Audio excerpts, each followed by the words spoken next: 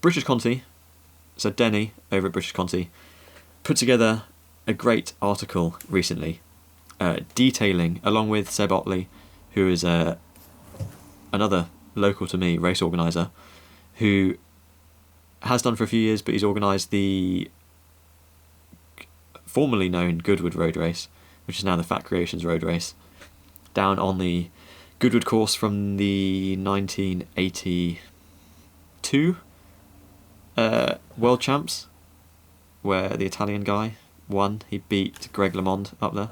We had that in Goodwood. I did not know that. Yeah, I can't remember. It's either 82 or 86, something like that. One of the 80s. It's it's got to be. Yeah, it's got to be one of the 80s if Greg LeMond was doing well. Isn't it? Isn't the Italian was like Srirachi or something?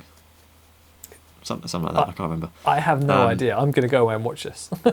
But Denny has put together a very detailed article of the costs of a National B road race in the UK. And I just want to draw out a few. So firstly, he's put together a table at the end of the article. And there's it's very easy to forget the amount of different things that cost money. So in short, the whole thing costs around 4.5 to 5.5, depending on what year. The costs are rising for next year quite substantially. But you've got stuff. So you've got event registration with BC. You've got levies that we'll dive into a little bit later. You have to pay to British Cycling. You've got prize funds that you have to pay. You've got to buy the race numbers. You've got to buy the signage, rent the headquarters, portable toilets, the race comms, the escorts that are on bicycles, not bicycles, motorbikes. Marshals, medical cover, insurance, fuel for the people driving in the convoy. You got food, prize money, more prize money, chip timing. If you want to use that, that's a bit of an optional one. But it's just easy to forget how much stuff, and that's without accounting for the hours that you have to put into it. So these total up the amount of hours is about 300 man hours or woman hours that you have to put into planning these races. So that's like 600, not 600 quid, £6,000 in time, basically. Yeah. The worrying thing as well, cycling is famously a volunteer-led sport in the UK, and I think that's the same across the world. It's famously quite a volunteer-led sport at the grassroots level, and seeing that huge volunteer time cost that goes into it, and I'm sure it's not just Seb, the organizer, having to put that time in. Oh no, of course not. Yeah, it's loads of people. And next year the costs are projected to rise. Everything's risen anyway due to inflation, particularly post-COVID. Costs of everything seems to have gone up. But the British cycling levies are going up. So rather than having a small profit this year that could then be reinvested or just cover time, they're projected to make a £500 loss, which on a £5,500 budget for a volunteer effort, that's a large chunk of money to lose alongside your time, isn't it? It is. Do you know Seb well?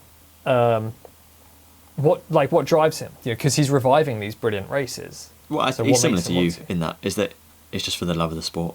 I don't think any race organizer, unless you're Proudhon, organising the Tour de France, is doing it to get paid. There's no money to be made here. No,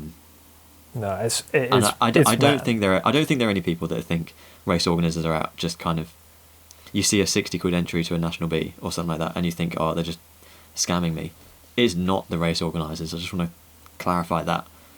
But I think you draw from this, and you read that this is not sustainable. You can't sustain races at a loss, and you can't sustain races long term if the race entries keep going up every year to 70 quid, 80 quid, 90 quid. One of the big reasons that I don't race every week at these road races is that I can't afford it. If I'm paying 45 quid for an entry and I'm paying fuel to get there aren't enough kind of locally anyway, because the races aren't sustainable, so the races are disappearing. So you have to drive further to get to a race. Then if you're driving further enough, you have to stay somewhere overnight. So I think, obviously, in an ideal world, you'd have a sponsor. You'd have a title sponsor that comes in and is £5,000. or even just enough to make it barely profitable, like £2,000. And I think that's where British Cycling can step in and make it more sustainable.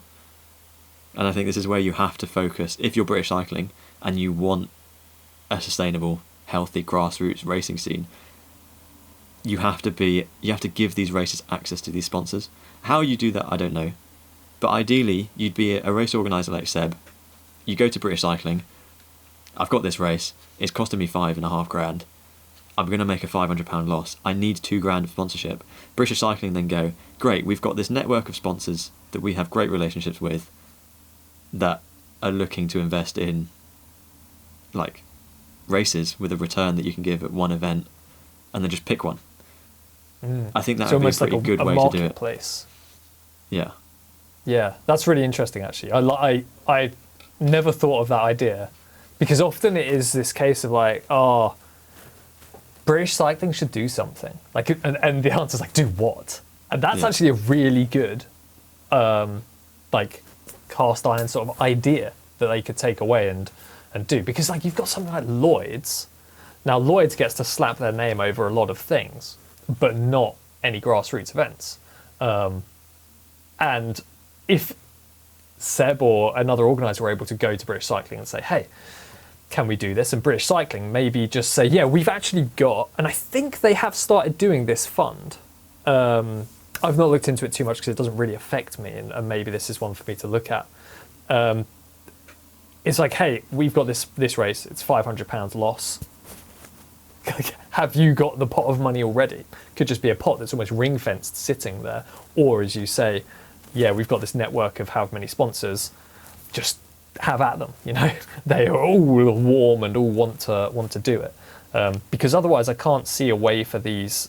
I'm just looking at these costs again, because I mean these races could get sponsors. I think that'd be quite easy to offer a return, have some sort of video production, but it would just take more time from volunteers, which obviously they don't have, because they're employees that have full-time work doing normal people stuff.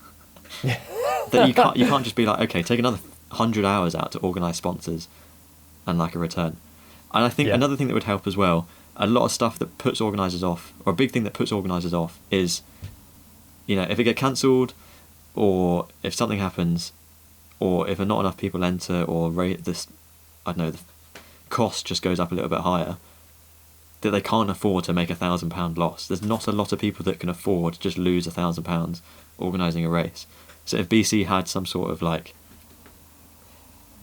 sign this contract, ideally you'd make a profit in the race, but if you don't make a profit, BC will cover it, or cover half.